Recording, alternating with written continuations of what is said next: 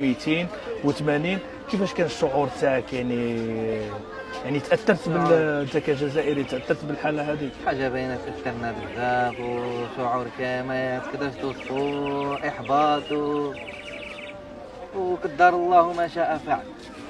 حاجة تاع ربي سبحانه ما يقدر يبدلها حتى واحد. ماما شفت الزلزال اللي حدث البارح في المغرب، كيفاش كان الشعور تاعك انت كجزائري؟ كان شعور صعيب ياسر والله. حسينا له هذاك الزلزال. خاوتنا المغاربه مهما يكون مخاوتنا. حتى في بعض المواقع في المواقع مش قابلين، كاين بعض الناس مش قابلين، بصح حنايا كجزائريين تألمنا ياسر، تألمنا بهذاك الزلزال، وان شاء الله ربي يكون معاهم